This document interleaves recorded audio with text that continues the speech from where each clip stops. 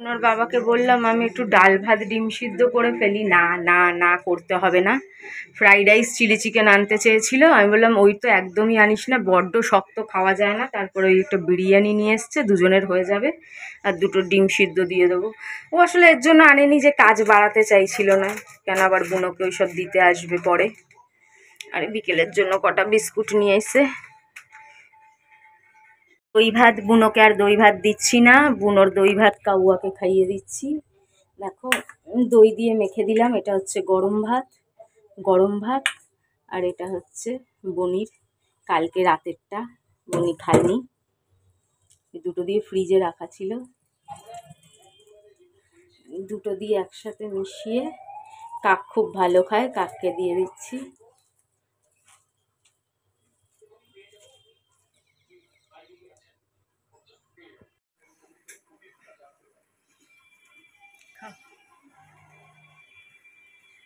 খেয়ে নে।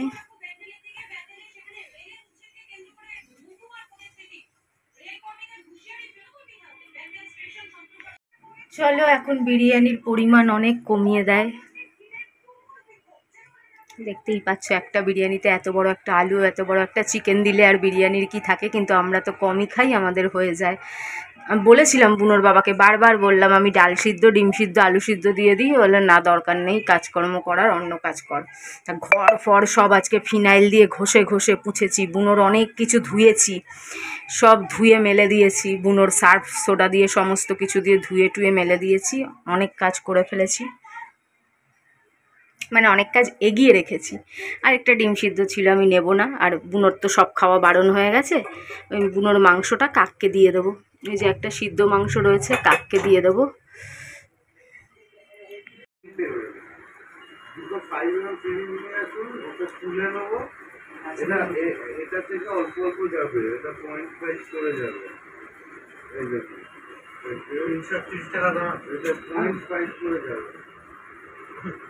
স্যালাইন দিতে এসছে, তো দেখি দুটো পায়রা বিকেলবেলা বসে আছে 6টার সময়, তো ভাবলাম ওদের খিদে পেয়েছে, যে খেতে দিয়েছি, খাচ্ছে। দেখো সন্ধে 6টার সময়ও খাচ্ছে। কি করবে, যখন খিদে পাবে তখন খাবে। চুপচাপ বসে হয়েছে, আমি বললাম কিরে খিদে পেয়েছে, দাঁড়া খেতে দিচ্ছি, তো এসে খাচ্ছে। দেখো আরও কিছু ওষুধ বাঁচছিল, আরও কিছু জিনিস লাগতো, আরও কিছু জিনিস আনালো। সিরিঞ্জ একটু বড় সিরিঞ্জ লাগবে, তাই একটু বড় সিরিঞ্জ আনাতে হলো, দুখানা বড় সিরিঞ্জ লাগতো। বড় সিরিঞ্জ, আরেকটা জিনিস কি বলে আমি নাম বুঝি না, ওটাও আরেকটা অন্য সাইজের লাগবে, ওটাও গিয়ে নিয়ে এলো। এবার চলবে স্যালাইন। সবার জন্য চা করছি, 4 জন, 2 জন ভদ্রলোক এসছে আর আমরা 2 জন, 4 জনের চা।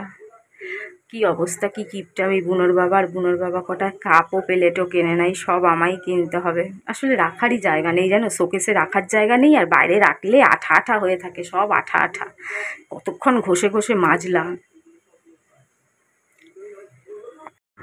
ওই গাড়ির ব্যাপার আছে, এবার সে বাইকে করে আসবে, 400 চেয়েছে, 400। তাই তো বলছি। কি নাম গড়িয়াটাকে? সচিন, মোবাইলে সচিন বলি, আমি বলি না, কি একটা তো নাম আমি অতটা করতে হবে, ওকে রেকমেন্ড। বাবা বলেছে আমাকে অন্তত 1500 টাকা অন্তত যাতে দেই। আমি বলেছি আর কদিন পরে তো টাকা পাবো, ঠিক আছে রাজীবের যে টাকাটা আছে ওখান থেকে আমি দেবো, ওখানে আর কি দেবো বলো, আমি বা কোথায় পাই, আমার তো ইউটিউব। আর যদি রাজীব কখনো কিছু দেয় সেখান থেকে, এটা যদিও ফোনের টাকা ছিল, কিন্তু ফোন তো আর এতে হবে না, সবই তো আগে বলেছি। তো যাই হোক, যখন হবেই না তখন দেখা যাবে ভবিষ্যতে যখন, তো ওখান থেকে দিয়ে দিই। এটা বেশি এসেন্সিয়াল, আমার ফোনটার চেয়েও বেশি এসেন্সিয়াল আমার ছেলের লাইফটা, তাই না? আমার দেখা যাবে যা কপালে আছে, যা হবে হবে। 1500 টাকা বুনোর বাবাকে দেবো।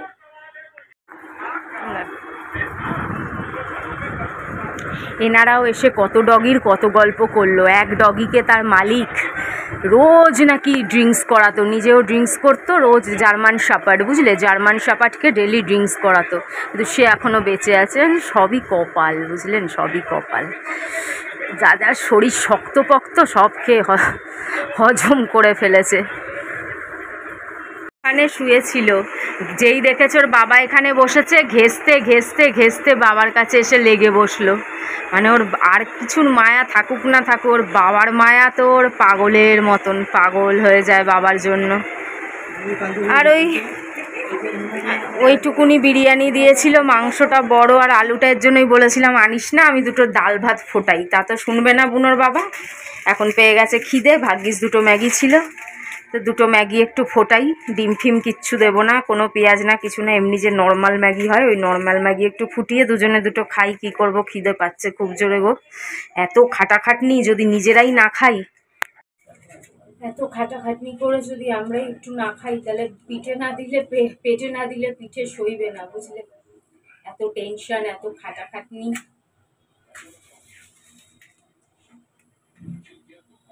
তার মধ্যে সবকটা বাচ্চা মিলে চালিয়ে খাবে। শিবমের দুদিন পর পরই মা 50 টাকা দাও, নিজের পয়সাগুলো কি করে কে জানে। নিজের পয়সাও নিজের, আমার পয়সাও নিজের, সে তো অবশ্যই, কিন্তু এত ব্যস্ত থাকি, এত টেনশনে থাকে না বুনোর বাবা, রেগে যায় এক এক সময়, সব সময় কাজের সময়।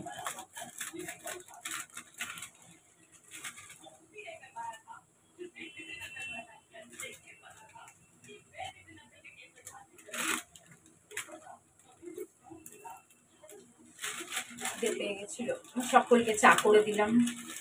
চায়ের কটা কাপ কাপও কিনতে হবে, কি ছুটি নাই। বুনোটা একটু ঠিক হোক, ভগবানের দয়ায় যদি হয় আর তোমাদের আশীর্বাদে, তাহলে 2-4টে জিনিস কেনার আছে। পাপোশগুলো কি নোংরা হয়ে গেছে, আর ধুতে ইচ্ছা করে না, ধুয়ে শুকানো বেকার, চেঞ্জ করে ফেলাই ভালো। কটা পাপোশ কিনবো, মানে পা পোছা ডোরম্যাট কিনবো, দুটো চাদর কেনা দরকার, কি নোংরা হয়েছে চাদরগুলো। বর্ষাকালে তো ধুতেও পাচ্ছি না, ধুলে তো শোকাবে না, আরো পচা গন্ধ বেরিয়ে যাবে যদি না শোকায়। আর ঘরের মধ্যে ভিজা ভিজা মিললে বাচ্চাটা ঠান্ডা লেগে যাবে,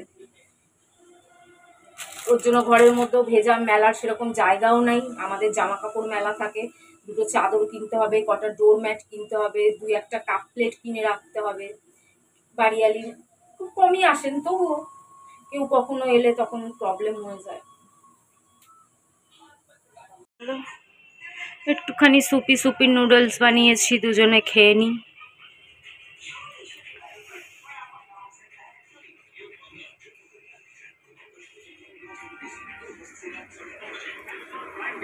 বাবা কি দেখছো বাবা?